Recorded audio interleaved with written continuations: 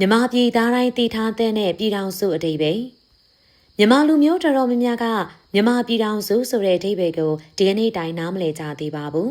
ပြည်ထောင်စုသမ္မတမြန်မာနိုင်ငံတော်လို့ကျောင်းတော်ကနေအရွယ်ရောက်တဲ့အချိန်ထိလှိမ့်အော်ခဲ့ကြပေမဲ့လို့တကယ်တမ်းမှာဆိုရင်တော့ဒီဝေါ်ဟာရဟာဘလောက်တောင်လေးနဲ့တလေပြည်ထောင်စုနေဆိုတာဘလို့ဖြစ်လာသလဲဆိုတာတွေကိုသိရှိသူကနေပါကြပါတယ်ဒါကြောင့်ဒီနေ့ရဲ့ရွှေဘို channel ဗီဒီယိုမှာဆိုရင်တော့နိုင်ငံသားတိုင်းမဖြစ်မနေသိထားရမယ့်ပြည်ထောင်စုအကြောင်းကိုတင်ဆက်ပေးသွားမှာပဲဖြစ်ပါတယ်။လွယ်လွယ်ကူကူနဲ့နားရှင်းအောင်ပြောရမယ်ဆိုရင်တော့ပြည်ထောင်တွေအားလုံးကိုစုထားတာမလို့ပြည်ထောင်စုလို့အမည်တွင်တာဖြစ်ပါတယ်။ဟိုးရင်မြန်မာပြည်ရဲ့တမိုင်းအစမှာကလေးကသူတလူငါတမင်းအုပ်ချုပ်နေတဲ့မြို့ပြနိုင်ငံလေးတွေကိုပေါင်းစုလို့နိုင်ငံတော်ကြီးထူထောင်ခဲ့တာဖြစ်တဲ့အတွက်ပထမမြန်မာနိုင်ငံတော်ဒုတိယမြန်မာနိုင်ငံတော်တတိယမြန်မာနိုင်ငံတော်လို့နာမည်တွေအဆက်ဆက်ပေးခဲ့ကြပြီးအခုကျမတို့ခင်မှာဆိုရင်တော့စတုထမြန်မာနိုင်ငံတော်ရေလို့မခေါ်တော့ဘဲနဲ့ပြည်ထောင်စုသမ္မတမြန်မာနိုင်ငံတော်လို့ပြောင်းလဲအသုံးပြုခဲ့ပါတယ်။ဒီလိုအသုံးပြုရခြင်းဟာလည်းအကြောင်းရှိပါတယ်။ဘာကြောင့်လဲဆိုရင်တော့ကြားဘူးပြီးသားဇာတ်ကြောင်းတွေကိုပြန်ပြောပြရမယ်ဆိုရင်မြန်မာနိုင်ငံကိုအင်္ဂလိပ်တွေသိမ်းပိုက်ပြီးတဲ့အချိန်ကနေစလို့ဗြိတိရှအစိုးရဟာတိုင်းရင်းသားတွေကိုခွဲခြားအုပ်ချုပ်ခဲ့ပါတယ်။သူတို့ရဲ့အုပ်ချုပ်ရေးပရိယာကြောင့်ပဲတိုင်းရင်းသားချင်းချင်းသွေးကွဲခဲ့ရတယ်လို့အားလုံးသိထားကြတာပါ။ဒီမှာငင်းခုန်စရာရှိလာတာကသူတို့ကတကယ်ပဲသွေးခွဲအုပ်ချုပ်ခဲ့တာလားမဖြစ်မနေမတူညီတဲ့လူမျိုးစုတွေကိုမတူတဲ့နီလန်နဲ့အုပ်ချုပ်မှဖြစ်မှာမလို့ကိုအုပ်ချုပ်ခဲ့သလားဆိုတာပါပဲဒါပေမဲ့ဘလို့ပဲဖြစ်ဖြစ်ကိုလူမျိုးကိုသွေးကိုနိုင်ငံသားမဟုတ်တဲ့တိုင်းတစ်ပါးသားလူမျိုးသားကအုပ်ချုပ်တာတော့ဘယ်လူမျိုးကမှမလိုလားခဲ့ကြပါဘူးအားလုံးပါကိုအစုနဲ့ကိုလူမြောက်ရလန်းတွေကိုရှာဖွေခဲ့ကြပါတယ်ဒါပေမဲ့ဒီလိုအစုစုကွဲနေတဲ့တိုင်းရင်းသားတွေကဂျပန်တွေကိုတော်လှန်တဲ့နေရာမှာတော့လက်တွဲညီခဲ့ကြတာပါ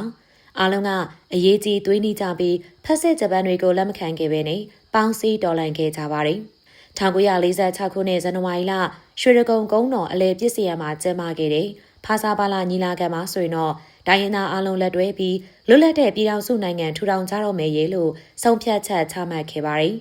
ဒီဆုံးဖြတ်ချက်တိုင်းဖြစ်လာနိုင်မှုစ조사ရင်းနဲ့1946ဇန်နဝါရီမှာပဲရှမ်းပြည်တောင်ပိုင်းနဲ့မြောက်ပိုင်းအလဲဗဟိုချက်မှာရှိတဲ့ပင်လုံမြို့လေးမှာရှမ်းစော်ဘွားတွေညီလာခံကိုကျင်းပခဲ့ကြတာပါဒီညီလာခံကိုတော့ရှမ်းစော်ဘွားတွေပြင်တခင်နုဥပါချန်နဲ့မန်းဘခိုင်တို့တက်ရောက်ခဲ့ကြပါတယ်1948ခုနှစ်ဇန်နဝါရီလမှာဆိုရင်တော့ဗိုလ်ချုပ်အောင်ဆန်းခေါင်းဆောင်တဲ့ကိုယ်စားလှယ်ဖွဲ့ဟာပြည်ထိုင်နိုင်ငံကိုသွားပြီးလွတ်လပ်ရေးအတွက်တွားရောက်အရေးဆိုခဲ့ပါတယ်လွတ်လပ်ရေးပေးတဲ့အခါမှာတောင်တန်းဒေသရောပြည်မှပါတပြိုင်နက်တည်းလွတ်လပ်ရေးကိုတောင်းဆိုခဲ့ကြပါတယ်တောင်တန်းဒေသမပါတဲ့လွတ်လပ်ရေးဟာအဓိပ္ပာယ်မရှိဘူးလို့အောင်ဆန်းကရဲရဲတင်းတင်းပြောတဲ့အခါဗြိတိရှတွေကတောင်တန်းဒေသတွေကပြည်မကြီးနဲ့ပူးပေါင်းမှုသဘောတူမဲဆိုရင်တော့လွတ်လပ်ရေးတပြိုင်နက်တည်းပြီးမယ်လို့ကြွေးကြော်ခဲ့တာပါ